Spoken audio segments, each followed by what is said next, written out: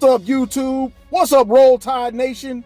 Welcome to Back in Bama with Corey, all about Bama football news, updates, and more. Guys, as you know, I broke the news. I was just one of them, not the main source that broke the news on Kalen Deboer in Alabama parting ways with Coach Chris Kapilovic, their O-line coach. They've parted ways. Now, Kalen Deboer in Alabama is now looking to fill that O-line vacancy. And is this a prime target?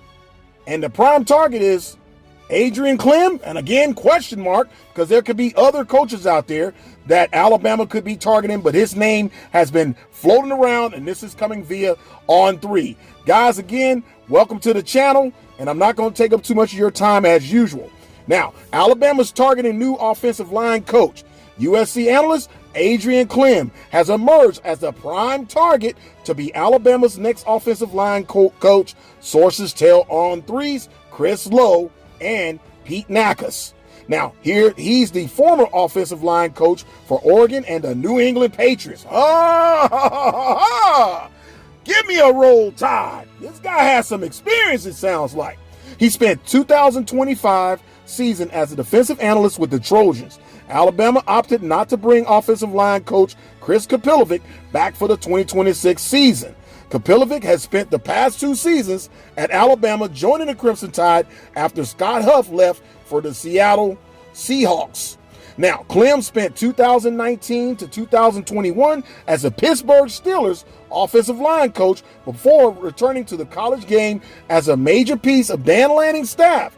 He held the titles of associate head coach and run game coordinator during his time with the Ducks. Clem accepted a job in February of 2023 on Bill Belichick's staff with the New England Patriots. So this guy has some coaching experience with major programs in college, also in the NFL. So this is some good information. Before coaching in the NFL, Clem produced several all-conference players and NFL draft picks at both UCLA and SMU. Hit that subscribe button and give me a Roll Tide. He was nationally recognized as a recruiter at both stops. Clem earned the 2012 Pac-12 Recruiter of the Year recognition. The Los Angeles native played college football at Hawaii and was selected by the New England Patriots in the second round of the 2000 NFL Draft. He won 3 Super Bowls with New England. Whoa, ho, ho, ho! Get this guy, Kalen Deboer, what you waiting on? Says, well, where he played for 4 seasons before spending a year with the Green Bay Packers. During his time in Oregon, he helped the Ducks land the number 5 offensive tackle in the nation, Josh Connerly Jr., who was selected in the first round of the 2025 draft. Clem stepped away from the Patriots during the 2023 season due to a medical issue. He was then amongst the group of assistants that did not return to the organization after New England parted ways with Belichick. Guys, ho, ho, ho!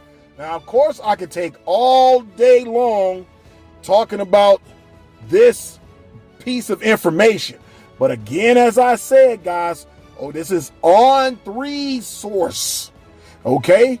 And this is including the author of the article, which is Pete Nakas, who these guys are responsible for breaking this news. So this doesn't belong to me. I'm not a source. I'm passing this information on to the Back in Bama family, that you guys get this information as well, and you can take of it what you will. I like what I'm hearing about this guy, but it's going to be, again, it's going to be up to Kalen Deboer and his staff to make the final decision on who's going to replace Chris Kapilovic. We already know some of the problems that Alabama had during the 2025 season. So we got to make sure that some of the things that's important is run blocking. Got to be able to open up some holes for those running backs and the studs that are there already, and the studs that are coming in. These guys got to be able to have an offensive line that can open up running lanes, and even more importantly, you got to have an offensive line that can protect the quarterback. Now you don't have Ty Simpson, who had spent some time behind other quarterbacks at Alabama before taking the starting job last season. Now you got 2 quarterbacks that got to prove themselves. So I don't know if it's going to be Austin Mack. It probably will be Austin Mack. Okay, Kalen Russell is definitely going to be the number 2 guy, but they may battle it out during the offseason for who's going to be QB1 and who's going to be QB2. But they definitely going to need an offensive line that's going to be able to gel and get together really quickly. That starting 5 is going to be very important, but also too, they're going to have to make sure that they develop not only that offensive line that they're bringing in that got to gel and get together and learn the job really quickly, but also too, make sure that there's second guys ready to come in the game, that second line of offensive linemen that can come in and step into the game when needed, when one of the offensive linemen go down. I hope no one goes down on offensive line, but let's be realistic. The season is long and it can take its toll on any player. So we just got to hope that the O-line coach, whoever they select, that Kalen Deboer brings in, they're going to be ready. And also, too, the guys that are responsible for strengthening these guys, now these got some dogs that like they're coming in, so at least some guys that look like they're ready to play, but it's going to be important for everybody to be able to do their part and hold their line and toe that anchor for themselves to help Alabama get to the college football playoff in 2026, because ultimately that's what the fans expect. I know the coaches shouldn't expect anything any differently, because I know the expectations is high for year 3 under Coach Kalen Deboer. So guys, you leave a comment. What's your thoughts? Who's one of the coaches you think should come in and replace Chris Kapilovic? Do you like what you're hearing about this Adrian Clem guy? I like what I'm hearing. Of course, everybody has strengths and weaknesses, but at the end of the day, I think if we can get somebody else in there that can be 50% or 60% or 70% better than what was there, I think we'll be pointing in the right direction. Guys, as always, thanks for the pull-up.